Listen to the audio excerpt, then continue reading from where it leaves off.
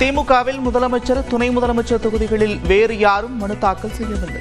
அமைச்சர்கள் கே.என். நேரு, ஐ. பெரியசாமி, தங்கம் தென்னரசு, சக்கரபாணி, மூர்த்தி தொகுதிகளிலும் அவர்களை தவிர வேறு யாரும் விருப்ப மனு தரவில்லை. நேர்காணலுக்கு வரும் திமுகவினர் கருத்துக்களை கூற முதலமைச்சர் மு.க.ஸ்டாலின் வேண்டுகோள். அடுத்த ஆட்சிக்கு அடித்தளமாக அமையும் என்று எக்ஸ் தளத்தில் பதிவு. தமிழ்நாடு முதலமைச்சரின் செயலாளரான IAS அதிகாரி உமாநாத்தை பணியிட மாற்றம் செய்ய கோரிக்கை. வழக்கறிஞர் மோகன்தாஸ் என்பவர் இந்திய தேர்தல் ஆணையத்தில் மனு. அதிமுக கூட்டணியில் தொகுதி பங்கீடு பேச்சுவார்த்தை நாளை தொடங்கும் என்று எடப்பாடி பழனிசாமி அறிவிப்பு. 4 நாட்களில் அனைத்தும் தெரியும் என்று உறுதி. ஒரு 4 நாட்கள் நீங்க எல்லாம் தெரிஞ்சுங்க. 4 நாட்கள் எல்லாமே முடிஞ்சு, கவலைப்படாதீங்க. நாளை தினம் பீஸ் கோயிலோடு சென்னை வர்றாரு. தாவேகவுடன் பேச்சுவார்த்தை நடத்தவில்லை என எடப்பாடி பழனிசாமி திட்டவட்டம். கூட்டணிக்கு புதிதாக கட்சிகள் வர வாய்ப்பில்லை என்று அமித்ஷாவை சந்தித்த நிலையில் அறிவிப்பு. கூட்டணி பேச்சுவார்த்தை இல்லைன்ட்டாங்க, நாங்களும் கூட்டணி பேச்சுவார்த்தை இல்லைன்றோம். பொதுச் செயலாளர் அதிமுக பொதுச் செயலாளர் சொல்லிட்டாங்க, தாவாக தலைவரும் சொல்லிட்டாரு. பேச்சுவார்த்தையே நடக்கலையா, அப்புறம் எப்படி வரல போகிறது? அந்த பேச்சுக்கே இடம் இல்லை. இந்த எல்லா கட்சியும் திமுகவோட கூட்டணி சேர கட்சியெல்லாம் சேர்ந்துருது, அதிமுக சேர்ந்துருது. இனிமேல் தேர்தல் நோக்கி பயணம் செய்யணும். தேர்தல் களத்தை சந்திப்பதற்கே டெல்லியின் சம்மதம் வேண்டும் என்ற நிலைக்கு இருப்பதாக எடப்பாடி பழனிசாமி மீது முதலமைச்சர் மு.க.ஸ்டாலின் குற்றச்சாட்டு. இனி எதிர்க்கட்சிகள் எடுக்கும் முடிவு என்பது டெல்லி எடுக்கும் முடிவுதான் என்பதை மக்கள் உணர்ந்தே இருப்பதாகவும் சாடும். டெல்லி எடுக்கும் முடிவு எப்போதும் சிறப்பானதாகவே இருக்கும். முதலமைச்சர் ஸ்டாலினின் விமர்சனம் குறித்து தமிழ்நாடு பாஜக தலைவர் நயினார் நாகேந்திரன் விளக்கம். இந்தியாவில் டெல்லி முடிவுகளுக்கு நல்ல முடிவாக தானே இருக்கும். நாளை பகல் 12 மணிக்கு சென்னை வருகிறார் பாஜக மேலிட பொறுப்பாளர் பியூஷ் கோயல். நாளை மாலை எடப்பாடி பழனிசாமியை சந்தித்து தொகுதி பங்கீடு குறித்து பேச திட்டம்.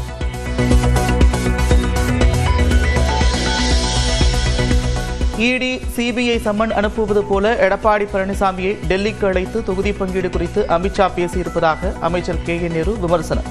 கூட்டணிக்கு தலைமை என்றால் அதிமுக அலுவலகத்தில் ஒருமுறை கூட பேச்சுவார்த்தை நடத்தாதது ஏன் என்றும் கேள்வி.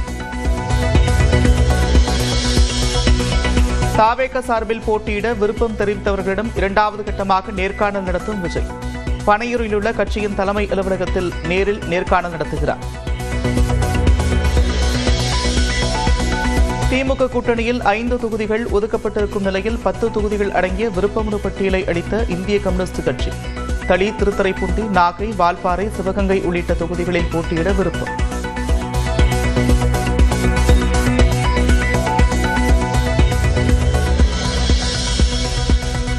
குக்கர் சின்னத்தில்தான் போட்டியிடப் போவதாக உறுதிபட கூறிய அமமுக பொதுச் செயலாளர் டிடிவி தினகரன்.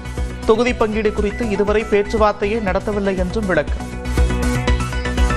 நீங்கள் உங்கள் சின்னத்தில் தான் போட்டியிட போகிறீங்களா, இல்லை இரட்டலை போட்டியிடவோ இல்லை வேறு சின்னத்தில் போட்டியிடவோ வாய்ப்பு இருக்கா?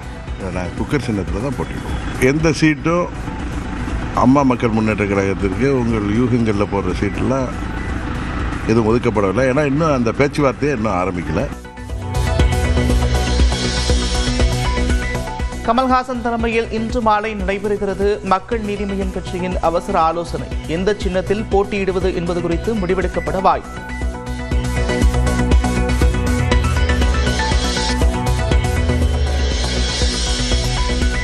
திமுக கூட்டணியிலிருந்து தமிழக வாழ்வுரிமை கட்சி வெளியேறுவதாக தகவல்.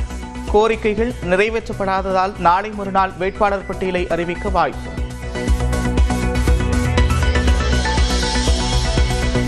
பாமக நிறுவனர் ராமதாஸை இன்று மாலை சந்திக்கிறார் சசிகலா. தைலாபுரம் இல்லத்தில் கூட்டணி தொடர்பாக பேச இருப்பதாக தகவல்.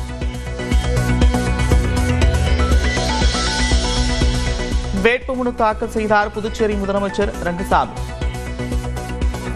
தட்டாஞ்சாவடி மற்றும் மங்களம் தொகுதியில் போட்டியிடுகிறார்.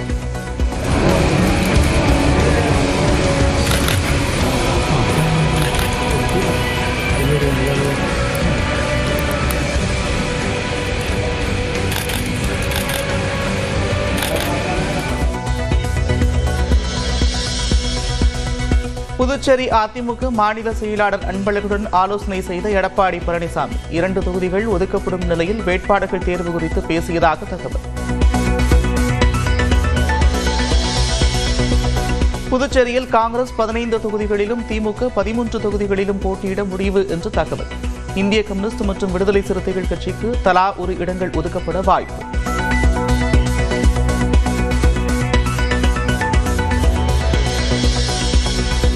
புதுச்சேரி சட்டமன்ற தேர்தலில் மார்க்சிஸ்ட் கம்யூனிஸ்ட் கட்சி தனித்து போட்டியிட முடிவு. 5 தொகுதி வேட்புமனு தாக்கல் செய்யவும் திட்டம்.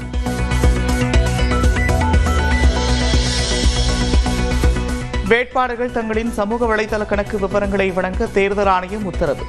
ஊடகங்களில் அரசியல் விளம்பரங்களை வெளியிட சம்பந்தப்பட்ட வேட்பாளர் அல்லது கட்சி முன்பு அனுமதி பெறவும் ஆணை.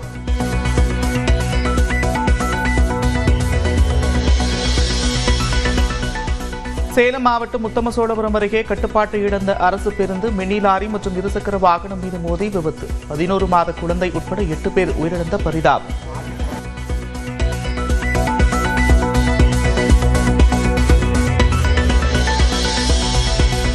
சேலத்தில் 8 பேர் உயிரிழப்புக்கு காரணமான அரசு பேருந்து ஓட்டுநர் கைது.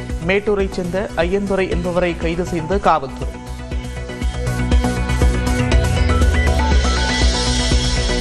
அரசு பேருந்துகள் முறையாக பராமரிக்கப்படாததால் அடுத்தடுத்து விபத்துகள் ஏற்படுகின்றன. சேலத்தில் அரசு பேருந்து கார் மீது மோதிய விபத்தில் 8 பேர் உயிரிழந்ததை சுட்டிக்காட்டி எடப்பாடி பழனிசாமி குற்றச்சாட்டு.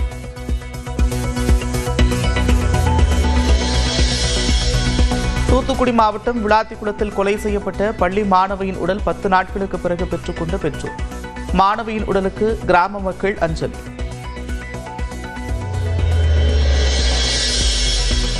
விளாத்திக்குளம் மாணவி பாலியல் வன்கொடுமை வழக்கில் கைதான தர்மமுனீஸ்வரன் வீட்டில் மீது தாக்குதல். மேற்கூரை மீது கல் வீசப்பட்டுடன் நாற்காலிகள் சூறையாடப்பட்ட நிலையில் காவல்துறை பாதுகாப்பு.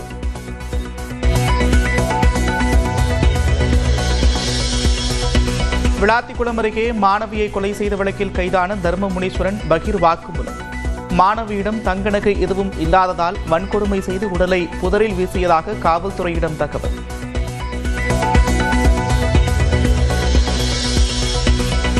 ஹர்மோஸ் நீரிணையை கடக்கும் கப்பல்களை ஈரான் தாக்குவதை ஏற்றுக்கொள்ள முடியாது என்று இந்தியா கண்டனம். உலக அளவில் எரிபொருள் விநியோகத்தில் விளைவுகளை ஏற்படுத்துவதாக சர்வதேச கடல்சார் அமைப்பு கூட்டத்தில் முறையீடு.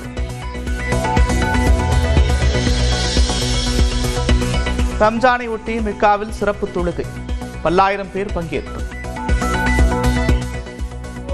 أكبر الله أكبر الله أكبر الله